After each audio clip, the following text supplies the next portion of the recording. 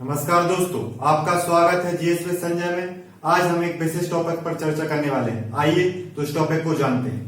तो हम आज चर्चा करेंगे कि मध्य प्रदेश में नौकरी मध्य प्रदेश के बच्चों को 100% आरक्षण सरकारी नौकरियों में राज्य के बच्चों के लिए, क्योंकि कुछ समय पहले मध्य प्रदेश के मुख्यमंत्री शिवराज सिंह ने घोषणा की है। घोषणा क्या है इसके बारे में जाने तो 100% आरक्षण मध्य प्रदेश को बच्चों को सरकारी नौकरियों में देने की बात यहाँ के मुख्यमंत्री शिवराज सिंह चौहान ने की है। तो यहाँ पे जो मेन चीज है, इस घोषणा में जन्म स्थान के आधार पर आरक्षण देने की बात कही है। जन्म स्थान या मूल निवास, जन्म स्थान या मूल निवास के आधार पर आरक्षण देने की बात इस घोषणा में कही है। इसके बारे में जानेंगे। दूसरे नंबर पर हम जानेंगे कि संवैधानिक तिथि, इस घोषणा मतलब जिस प्रकार की घोषणा की गई वो सही है गलत है, क्योंकि इसमें जो हाईलाइट में जो अनुच्छेद आ रहा है 16, उसके प्रावधान जानेंगे अनुच्छेद 16 की मतलब जन्म स्थान मूल स्थान के आधार पर इस प्रकार की घोषणा की जा सकती है या केवल यह राजनीतिक घोषणा है, इसका संवैधानिक कोई अस्तित्व नहीं है। इसके बारे में चर्चा करेंगे। फिर हम जानेंगे कि इस प्रकार की घोषणा मतलब जो राज्य में जन्म स्थान के आधार पर या किसी विशेष चीज के आधार पर जो आरक्षण देने की बात कही जाती है और जिसका टकराव अनुच्छेद 16 से होता है, उस पर न्यायिक दृष्टिकोण क्या है, मतलब कि उच्च न्यायालय या सर्वोच्च न्यायालय के विभिन्न निर्णय क्या हैं, जिनमें हम 3 प्रमुख निर्णयों की बात इस वीडियो में करेंगे। 1984 का प्रदीप जैन बनाम भारत संघ विवाद, जिसको sons of the soil case भी कहा जाता है।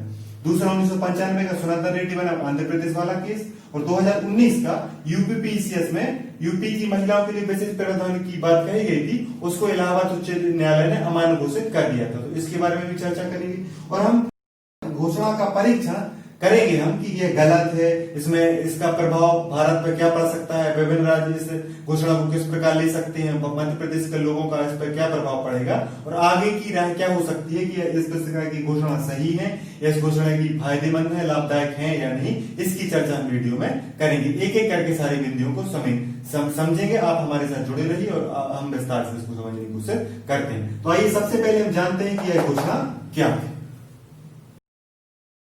प्रदेश में सरकारी नौकरी मध्य प्रदेश के बच्चों के लिए 100% आरक्षण सरकारी नौकरी में राज्य के बच्चों के लिए, इस प्रकार की घोषणा क्या है।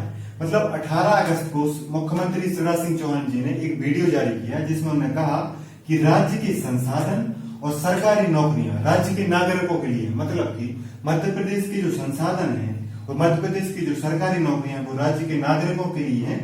इस प्रकार की सुविधा मध्य प्रदेश के लोगों को, मध्य प्रदेश के अभ्यर्थियों को, मध्य प्रदेश के विद्यार्थियों को, मध्य प्रदेश के बच्चों को देने के लिए सरकार शिवराज सिंह चौहान ने कहा कि सरकार इसके लिए कानूनी कदम उठाएगी जिससे मध्य प्रदेश में नौकरियां मध्य प्रदेश के बच्चों को मिल सके। मध्य प्रदेश के राज्य के संसाधन और सरकारी नौकरियां केवल मध्य प्रदेश के लोगों को मिल सके, इसके लिए वो कानूनी कदम उठाएंगे। लेकिन देखो इस प्रकार की घोषणा से दिक्कत क्या होती है कि भारत में एकल नागरिकता, लेकिन आपने क्या कर दिया, अपने राज्य के लिए 100% आरक्षण कर दिया। तो इसकी संवैधानिक पर प्रश्न खड़े किए गए, अनुच्छेद 16 पर प्रश्न खड़े गए और राजनीतिक लोगों ने या जो मध्य प्रदेश की राजनीति को समझते हैं उन्होंने कहा कि ये उपचुनाव को देखते हुए घोषणा की गई है। तो हम समझने की कोशिश करते हैं कि घोषणा में जो प्रमुख संवैधानिकता का जो प्रश्न है, मतलब कि जो 1916 है वो क्या है, 1916 में क्या प्रावधान दिए गए और इस घोषणा से उसका टकराव किस प्रकार से है, उसके बारे में समझते हैं। तो हम इसकी संवैधानिकता की जांच करते हैं और अनुच्छेद 16 के प्रावधानों को समझने की कोशिश करते हैं। आइए हम समझते हैं अनुच्छेद 16 या इसकी संवैधानिकता की जांच के परीक्षण करने की कोशिश करते हैं। अनुच्छेद 16 की, तो अनुच्छेद 16 समानता के मौलिक अधिकार जो अनुच्छेद 14 से 18 तक है उसके बीच में अनुच्छेद 16 आता है और अनुच्छेद 16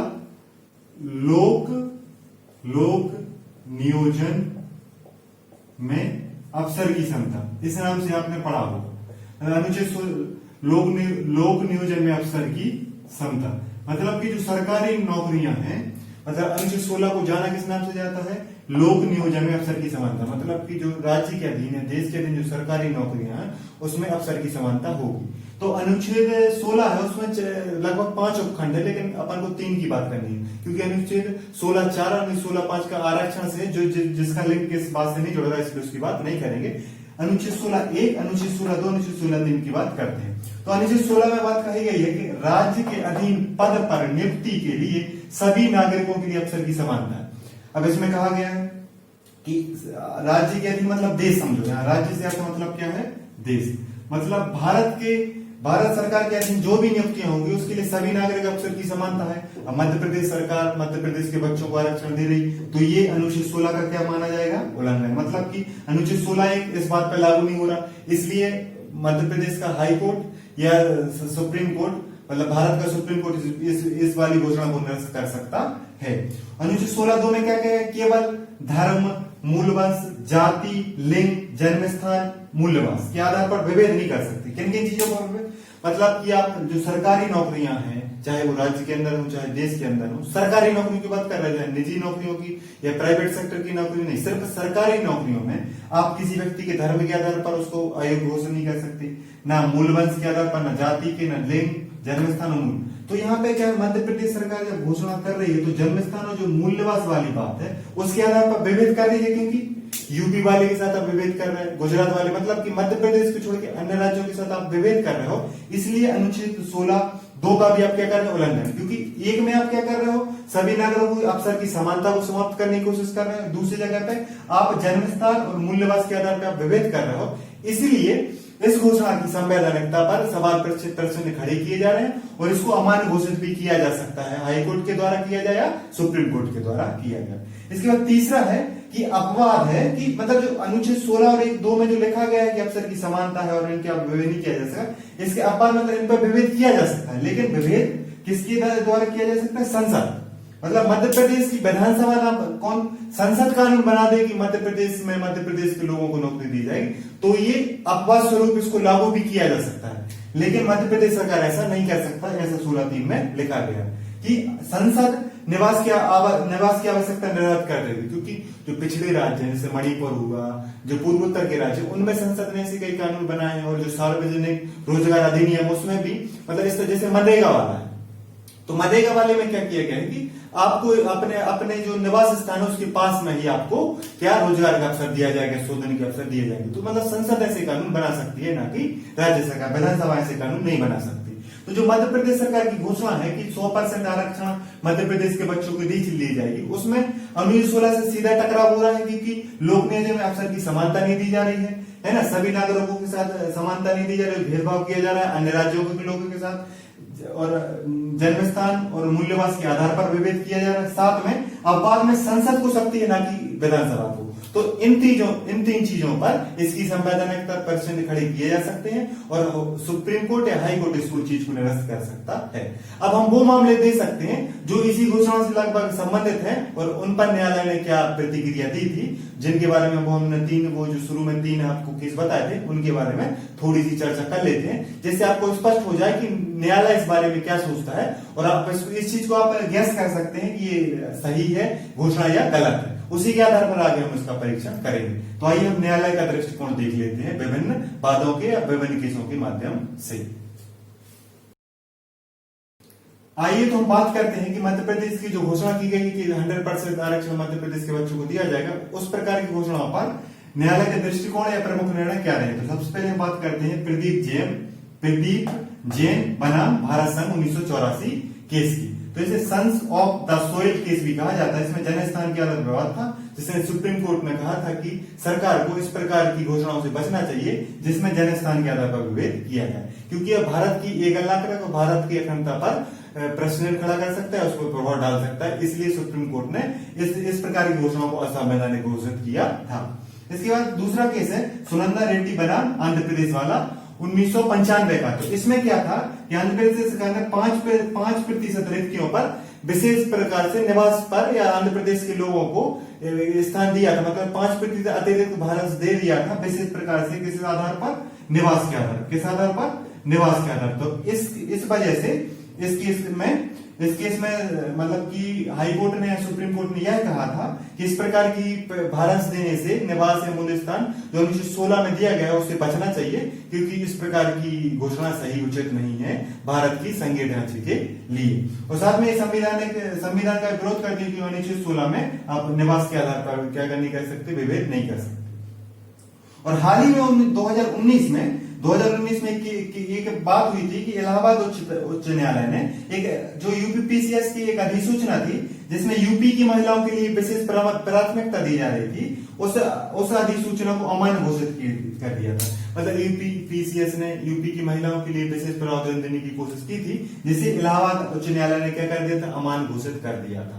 मतलब इन 3 केसों से प्रदीप जैन बनाम भारत संघ, सुनंदा रेड्डी बनाम आंध्र प्रदेश और उत्तर प्रदेश पीसीएस बनाम इलाहाबाद में जो अधिसूचना को अमान्य किया गया था, इन घोषणाओं से हम समझ सकते हैं कि मध्य प्रदेश के मुख्यमंत्री शिवराज सिंह चौहान ने जो मध्य प्रदेश के बच्चों के लिए जो घोषणा की है कि मध्य प्रदेश में नौकरी मध्य प्रदेश के बच्चों के लिए दी जाएगी, मध्य प्रदेश के संसाधन मध्य प्रदेश के नागरिकों के लिए रहेंगे, मध्य प्रदेश में सरकारी नौकरियां केवल मध्य प्रदेश के बच्चों के लिए 100% दी जाएंगी। यह घोषणा एक प्रकार से अनुच्छेद 16 से सीधी सीधी टकराती है, क्योंकि उसमें जन्म स्थान के आधार पर, मूल्यवास के आधार पर और लोक नियोजन में अवसर की समानता के आधार पर विभेद किया गया है। इस आधार पर हम इस आधार पर क्या कर सकते हैं, इस घोषणा को हाई कोर्ट या सुप्रीम कोर्ट को जब इस पर मतलब कि कोर्ट केस लगाया जाएगा और उसकी संवैधानिक की जांच होगी तो इसको अमान्य घोषित कर दिया जाएगा। आप समझ गए होंगे। अब हम देखते हैं कि इस पे हम एक विशेष रूप से इस प्रकार की एनालिसिस या सारांश के रूप में समझ लेते हैं कि इसकी मतलब परीक्षण कर लेते हैं कि ये घोषणा किस प्रकार से है, ये गलत साबित तो हो ही जाएगी, अपन समझ लिया है। इसके बारे में थोड़ी सी और चर्चा कर लेते हैं। यह घोषणा किस प्रकार से प्रभाव डाल सकती है भारत पर या भारत के अन्य राज्यों पर। हम देखें कि यह घोषणा का परीक्षण करें, सारांश से प्रभाव के रूप में समझें, तो अपन को यहाँ पर 3 पॉइंट मुख्य रूप से अपन समझ सकते हैं कि जो मध्य प्रदेश के मुख्यमंत्री शिवराज सिंह चौहान ने घोषणा की है वह अनुच्छेद 16 का उल्लंघन के आधार पर निरस्त हो सकती है। मतलब जो अपन ने वीडियो में समझा कि अनुच्छेद 16 से टकरा रही है और सुप्रीम कोर्ट के निर्णय भी इस घोषणा के विरोध में है, इसे मिलती जुलती घोषणाओं के विरोध में है, तो अनुच्छेद 16 के उल्लंघन के आधार पर इस घोषणा को क्या कर दिया जा सकता है, निरस्त भी किया जा सकता है। मतलब ये घोषणा किसी प्रकार की नहीं रहेगी और इस प्रकार की घोषणा को निरस्त किया जा सकता है। दूसरा क्या हो सकता है कि जैसे मध्य प्रदेश की घोषणा मध्य प्रदेश की नौकरी, सरकारी नौकरी मध्य प्रदेश बच्चों के लिए हो जाए, इसी घोषणा से प्रभावित होकर अगर अन्य राज्य इसी प्रकार अन्य राज्य भी ऐसा करें तो अंदर वाले और बाहर वाले की बहस होगी। मतलब ये कहेंगे गुजराती, मतलब जो लोग जैसे महाराष्ट्र तो गुजरात में बहुत सारे प्रदेशों के लोग जाते हैं, तो महाराष्ट्र गुजराती वाले कहेंगे कि बाहरी लोगों को हम प्रवेश नहीं देंगे। मतलब कि महाराष्ट्र में ना कोई मध्य प्रदेश का जाएगा, ना यूपी का जाएगा, गुजरात का जाएगा। तो इससे अंदर और बाहरी की बहस क्या है कि सरकारी नौकरी, क्योंकि ये चीज क्या है कि जब ये घोषणा की जाएगी तो यहाँ पर सरकारी नौकरी में बस बात करेगी, लेकिन यहाँ पर प्राइवेट नौकरी और राज्य में प्रवेश को लेकर, धंधे को लेकर, व्यापार को लेकर, इस प्रकार में अंदर और बाहर वाले लोगों की बहस जारी हो जाएगी, जिससे विभिन्न प्रकार की अराजकता भी फैल सकती है। क्योंकि एक राज्य से दूसरे राज्य सीखते हैं और प्रेरणा लेते हैं और प्रभावित होते हैं। अतः इस घोषणा से मध्य प्रदेश की घोषणा अगर अन्य राज्य ऐसा करेंगे तो अंदर वाले, बाहर वाले, महाराष्ट्र वाले, गुजरात वाले, एमपी वाले, इस प्रकार की बहस शुरू हो जाएगी, जिससे देश में अराजकता भी फैल सकती है। मतलब कि यह घोषणा अन्य राज्यों को भी प्रभावित कर सकती है, क्योंकि इस प्रकार की चीजें पहले भी हो सकती हैं। और यह घोषणा सीधे सीधे, क्योंकि आपको पता है कि मध्य प्रदेश में अभी 27 सीटों पर उपचुनाव होना बाकी है। 27 सीटों पर क्या होना बाकी है, उपचुनाव। और बहुत सारे राजनीतिक विशेषज्ञ यह कह रहे हैं कि यह केवल राजनीतिक घोषणा है। मतलब कि 27 सीटों पर जो उपचुनाव होने हैं उस पर वोट बैंक को अपनी तरफ खींचने के लिए यह एक राजनीतिक घोषणा है। मतलब युवाओं को आप नौकरी का लॉलीपॉप दे दो और उनसे वोट ले लो। लेकिन देखो, आज का विद्यार्थी यह समझ रहा है कि यह केवल राजनीतिक घोषणा इस प्रकार से है, क्योंकि देखो मध्य प्रदेश सरकार उपचुनाव के लिए इस प्रकार घोषणा कर रही है। इसकी संवैधानिक जो स्थिति है उस पर भी सीधे सीधे अपन ने सवाल स्पष्ट रूप से अपन ने समझ लिया कि सीधे सीधे अनुच्छेद 16 का उल्लंघन कर रहे हैं। और भारत जैसे एकल नागरिकता वाले देश में अगर हर राज्य करने लगेगा कि मेरे लिए, तो ये भारत देश कई भागों में बढ़ जाएगा। मतलब अगर मध्य प्रदेश वालों के लिए होगा तो जो अभिव्यक्ति की स्वतंत्रता के तहत पूरे देश में कहीं भी घूमने की स्वतंत्रता है उस पर प्रभाव पड़ेगा। भाषा के आधार पर इस प्रकार विभेद किया जाएगा, नौकरी के आधार पर। फिर क्या होगा, इसी प्रकार देशों को विभिन्न राज्य अगर अपने आप को सेपरेट कर लेंगे सरकारी नौकरी के मामले में, भाषा के मामले में, घूमने के मामले में, तो इस प्रकार से भारत में जो एकता और अखंडता है वो भी प्रभावित होगी। मतलब भारत की संविधान की मूल भावना भी प्रभावित होगी, जिससे देश में अराजकता फैल सकती है, अशांति फैल सकती है। अतः इस प्रकार की घोषणाओं को मध्य प्रदेश सरकार को या अन्य सरकार को राजनीतिक घोषणाओं करने से बचना चाहिए। अगर इस प्रकार की घोषणा सच में संवैधानिकता के साथ उनको लागू करना चाहिए और ऐसे कानून, ऐसे लीगल फ्रेमवर्क तैयार करने चाहिए जिससे संविधान से कोई भी टकराव ना हो, संविधान की मूल भावनाओं से कोई टकराव ना हो, तभी इस प्रकार की घोषणा लागू करना चाहिए। तो उम्मीद करता हूं कि दोस्तों आपको वीडियो अच्छा लगा हो तो लाइक करें, शेयर करें और जुड़े रहें जीएसवी संजय के साथ। नमस्कार।